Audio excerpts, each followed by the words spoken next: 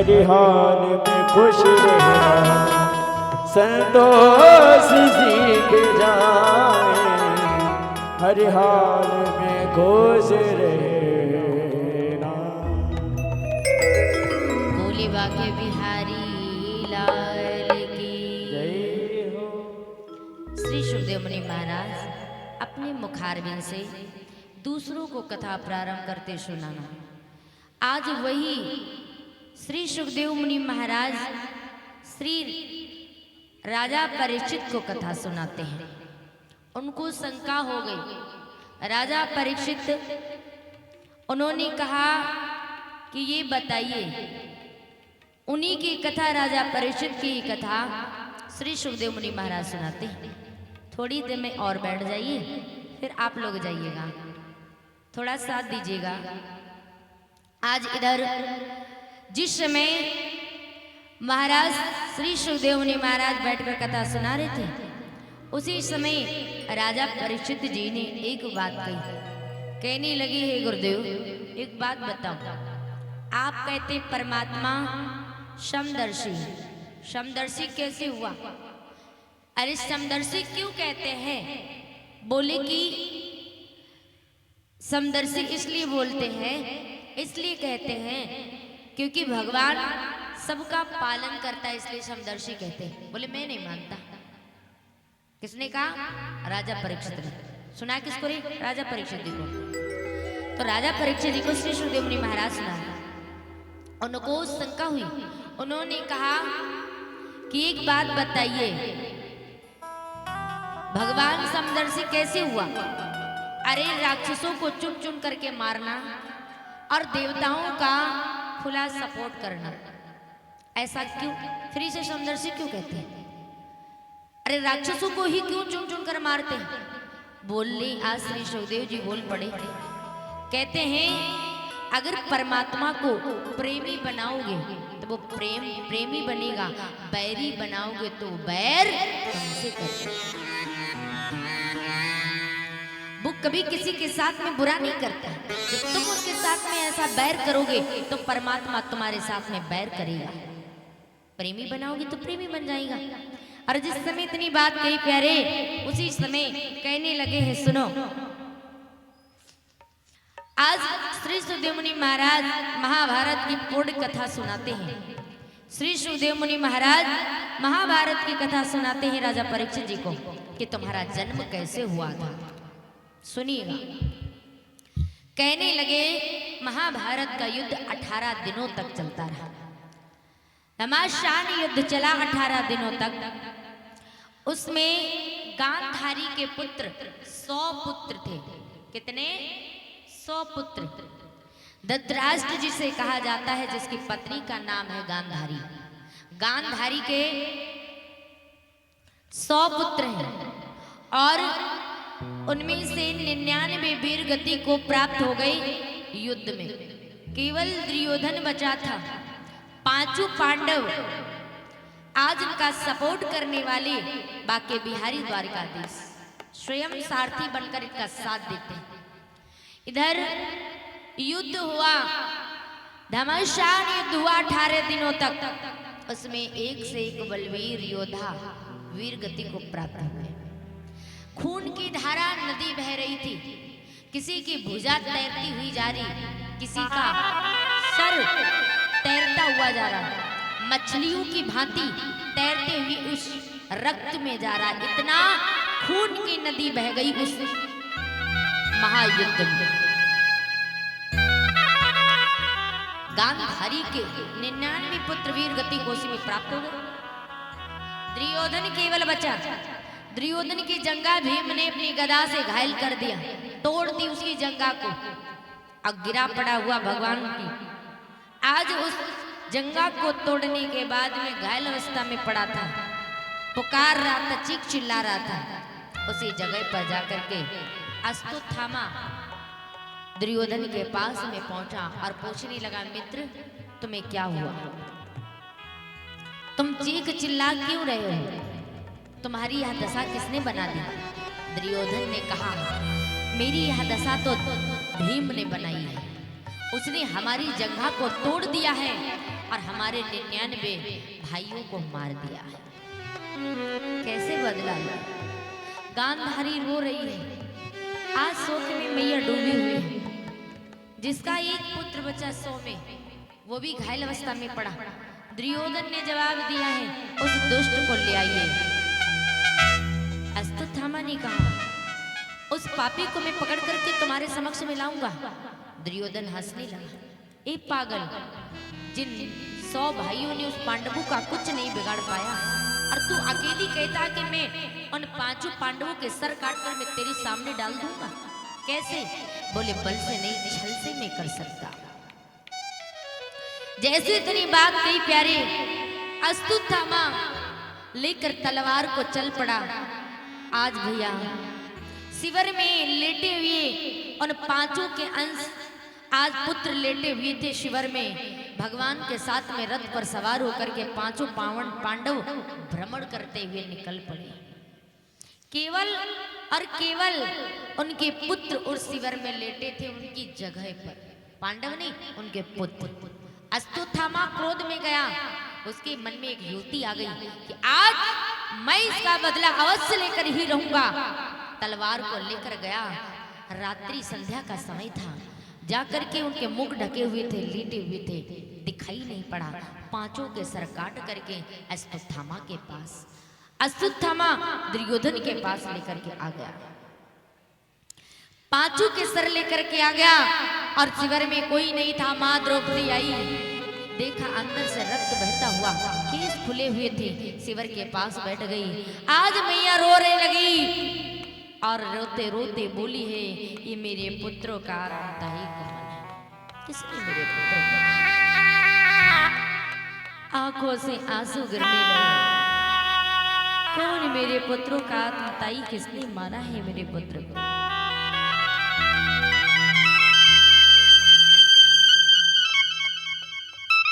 और बोली है वो मां, डेरों में खून बह रहा था, हर अबला पड़ी रो रही थी।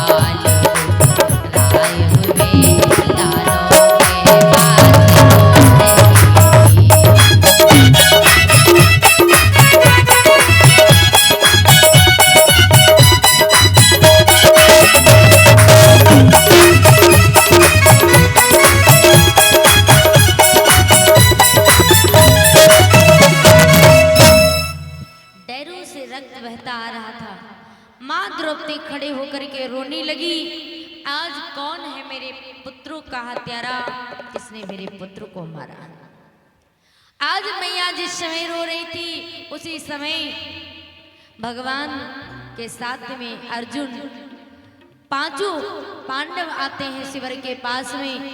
देखा आज 5 पांडव आकर के माँ द्रौपदी के पास खड़े होकर के बोल पड़े हैं कि हे द्रौपदी, ये किसने किया है? मेरे पुत्रों को किसने मारा है? कौन मेरे पुत्रों का आत्मताई है? किसने मेरे पुत्र को मारा है? बता द्रौपदी। उसी समय प्यारे द्रौपदी ने जैसे इतनी बात कही है कि मुझे नहीं पता स्वामी कि मेरे पुत्रों को किसने मारा है, कौन मेरे पुत्रों का आत्मताई है, नहीं पता।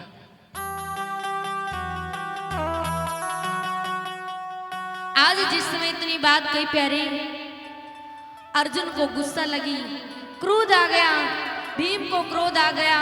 बस द्रौपदी इतना बता दे कि मेरे पुत्रों का आत्मताई किसने, तूने नहीं देखा? आज कहने लगे मुझे नहीं देखा। द्रौपदी ने एक बार नजर डाली वाकई बिहारी द्वारकाधीश की ओर, और द्वारकाधीश की ओर डाली। उन्होंने कहा, हे द्वारकाधीश, इसमें भी तुम्हारी कसर रह गई हो तो उसे भी पूरा कर लो। द्वारकाधीश ने कहा, मेरी? अरे होनी इतनी बलवान है, होनी को कोई टाल नहीं सकता, और आप कहते हो कि मेरा दोस्त दे रही। सोचो, यदि तुम्हारे पति मेरे साथ ना गए होते ना, तो पति और पुत्र के दो खंड नजर आते यहीं पे।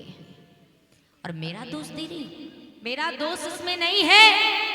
उसी समय कहने लगे हैं, अरे दोस्त, होनी बड़ी बलवान होती है, अब इसमें मेरा क्या कसूर है। उसी समय अर्जुन के भगवान द्वारकाधीश ने कहा, अर्जुन चलो मैं तुम्हारे हत्यारे को पकड़ाता हूं कि वो हत्यारा तुम्हारा कहाँ है। दुर्योधन के पास में अश्वत्थामा लिए खड़ा है ना, और दुर्योधन ने देखा कि अश्वत्थामा कहता, लो मित्र, मैं तुम्हारे इस कार्य का बदला मैंने लिया है।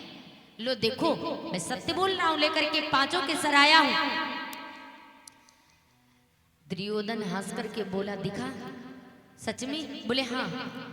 कहने लगा, पहले उसका सर मुझे दे जिसने मेरी जंघा को घायल कर दिया। उस दुष्ट का पहले मुझे सर दे, दिखा जल्दी। जैसे सर को ढका था हटाया, पांचों की। दुर्योधन ने देखा, उसके मुख से आंसू निकल पड़े, आंख से आंसू निकल पड़े। एक साथ रोना, एक साथ हंसना। जैसे इतनी बात कही, दुष्ट अश्वत्थामा, अरे मेरी दुष्टता इनसे नहीं, ये तो बालक थे। अरे दुश्मनी हमारी पांडवों से थी, तूने ये करके अच्छा नहीं किया। तुझे पता है पांचों पांडव जीवित हैं, तू नहीं जीवित। अगर तू अपने प्राण बचाना चाहते तो यहां से निकल ले, भाग जा, अब तेरे प्राण बचने वाले नहीं हैं। उतने समय में दुर्योधन ने अपने प्राण को उसी जगह पर त्याग दिया, प्राण को त्याग दिया। अश्वत्थामा अपने प्राण को बचा करके भागने लगा। अब इतनी तेजी से भागता हुआ जा रहा था, भगवान रथ पर अर्जुन को सवार होकर के स्वयं सारथी बनकर चल पड़े। अश्वत्थामा के पास में गए, अश्वत्थामा ने बाण प्रस्ताव उठा लिया कि इसे मार देंगे, और जैसे ब्रह्मास्त्र तीर उठाया मारने के लिए, कि अर्जुन ने जैसे कि अब मैं मार दूं, बोले हाँ, लेकिन ये ब्रह्मास्त्र तीर है, अगर आया तो तुम जलकर भस्म हो जाओगे। क्या करे? भगवान ने पहले जाकर के उसने ब्रह्मास्त्र तीर को जैसे ही लिया। अब भगवान ने कहा, ए अश्वत्थामा, अपने अगर जान बचाना चाहता है ना, तो ये दिशा ही बदल दे, दिशा ही बदल दे। उसने दिशा कहाँ छोड़ा? उसने दिशा ही बदल दी। कहाँ? अभिमन्यु की पत्नी उत्तरा, अभिमन्यु की पत्नी उत्तरा, अभिमन्यु का अंश उत्तरा के गर्भ में पल रहा है।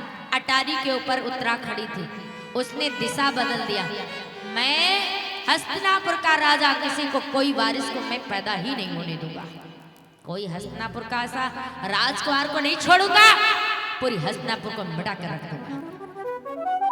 और जैसे ब्रह्मास्त्र तीर को छोड़ा, और जैसे ही वो 5 ब्रह्मास्त्र तीर गए और जाकर के धधकती हुई आग की गोले की तरह उत्तरा की ओर चल पड़े। भगवान समझ गए, और जैसे ही अश्वत्थामा को बंदी बनाकर के रथ में बांध दिया। मुस्कुरा रहा है अश्वत्थामा, क्यों? क्योंकि उसने दिशा बदल दी है। भगवान भी समझ गए अश्वत्थामा ने कौन सी चाल चली है। धधकते हुए आग के गोले की तरह ही जाकर उत्तरा की ओर जा रहे थे। अश्वत्थामा को रथ में बांध लिया, जैसे कोई कैदी बंधा, घसीटते हुए जाकर द्रौपदी के सामने डाल दिया। ले द्रौपदी, जो तुझे करना है तू कर।